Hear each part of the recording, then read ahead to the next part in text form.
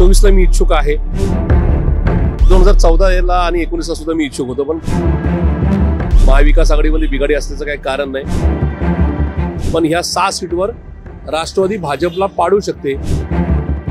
लोकसभेच्या निकालानंतर महाराष्ट्रात आता विधानसभेचं वारं वाहू लागलंय आणि त्यासाठी महाविकास आघाडीकडून जागा वाटपाचा फॉर्म्युला ठरवण्यासाठी प्रयत्न सुरू आहेत. अशातच आता पुण्यातून राष्ट्रवादी काँग्रेस शरदचंद्र पवार गट 6 जागा लढवण्यासाठी इच्छुक आहेत. त्या संदर्भात बोलण्यासाठी आपल्यासोबत पुणे शहराचे शहराध्यक्ष प्रशांत जगताप आहेत. प्रशांत दादा, पुण्यात इनमीन 8 जागा आहेत.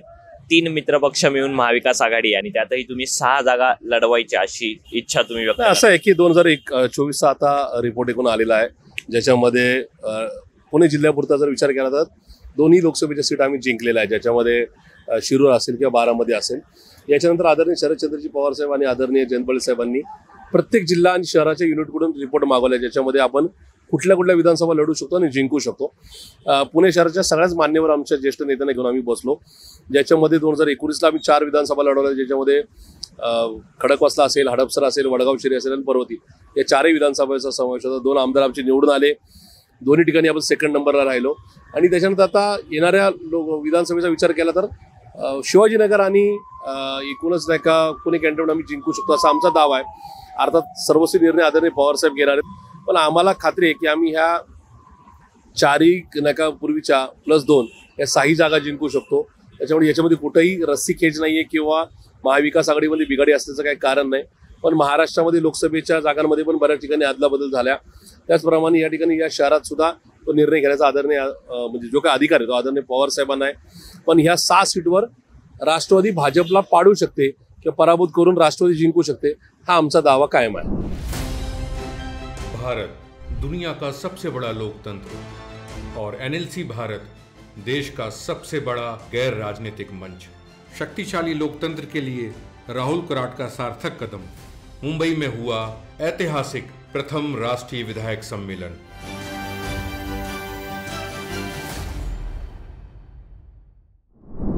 या 6 जागा जर आपण पकडल्या तर त्या 6 जागा कोणत्या आणि उरलेल्या 2 जागा ज्या आहेत त्या कोणत्या सोडता आणि कोणासाठी सोडू शकता? आणि कोथरूड ह्या जागावरचा आमचा दावा नाही, कारण की कसब्याला तर विद्यमान आमदार मान्य धंगेकर साहेब आहेत.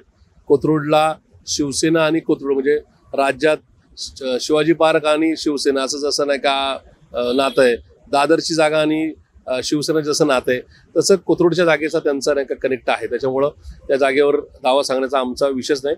इतर जागा आम्ही ज्या मागितल्या त्याच्यामध्ये पुन्हा एकदा सांगतो, आमच्या पक्षाला जे वाटलं की ज्या सीट आम्ही जिंकू शकतो ते आम्ही मागणी केली आणि ती आमच्या नेतृत्वाकडे केली. त्याच्यामुळं तो निर्णय आमच्या नेत्यांनी घ्यायचा, आदरणीय पवारसाहेबांनी घ्यायचा आहे, आदरणीय सुप्रियाताईंनी घ्यायचा, आदरणीय जयंत पाटील साहेबांनी घ्यायचा आहे.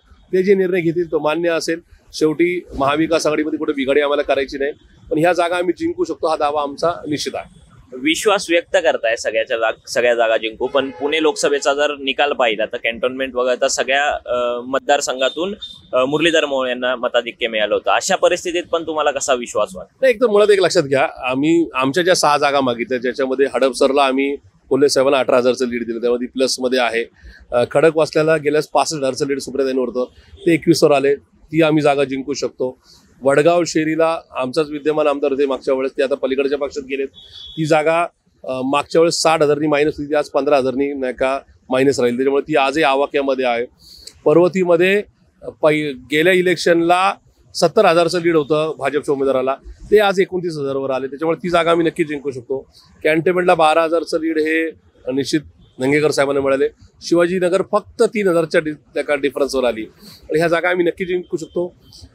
महाविकास आघाडीमधलं चांगलं कार्यकर्त्यांचा मोळ किंवा संख्याबळ आमच्याकडे तिथं आहे, तर या जागा जिंकू शकतात असा आमचा दावा आहे. दादा, अगदी शेवटचा प्रश्न. हडपसरमधनं शिरूर लोकसभा मतदारसंघासाठी अमोल कोल्हेंना चांगलं लीड मिळवून दिलं, त्या हडपसरच्या जागेसाठी प्रशांत जगताप इच्छुक आहेत अशी अनेक दिवसांपासूनची चर्चा आहे, खरी आहे का आणि तुम्ही लढू शकता? असं आहे, 2014ला आणि 19ला सुद्धा मी इच्छुक होतो, पण पार्टीने जो निर्णय घेतला त्यानंतर मी माझा नाही का त्या ठिकाणी पार्टीच्या हिताची भूमिका घेतली, मी शांत राहिलो.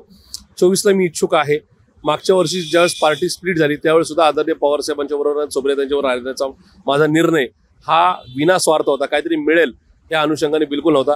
आजही मी त्या भूमिकेत आहे. मान्य कोल्हे साहेबांचं प्रामाणिकपणे कामकाज केलेलं आहे, तिथं जिंकण्याच्या मेरिटमध्ये मी 1 नंबरला आहे असं माझं स्वतःचं मत आहे. त्याही पलीकडे आदरणीय पवार साहेब, आदरणीय जयंत पाटील साहेब, आदरणीय सुप्रियाताई सुळे आणि डॉक्टर कोल्हे साहेब जो निर्णय घेतील तो मला मान्य राहील, कारण की मला असं वाटतं की मला काही मिळण्यापेक्षा पार्टी जिंकली पाहिजे असं माझं स्पष्ट मत आहे. नक्कीच. त्यामुळे आगामी विधानसभेत पुणे शहरातील 8 पैकी 6 विधानसभा मतदारसंघात लढवण्याची आणि ती जिंकून दाखवण्याची विश्वास हा प्रशांत जगताप यांनी व्यक्त केलेला आहे. Cameraman Rohit Vanakatte, Sami Pranav Damale for the people news, Pune.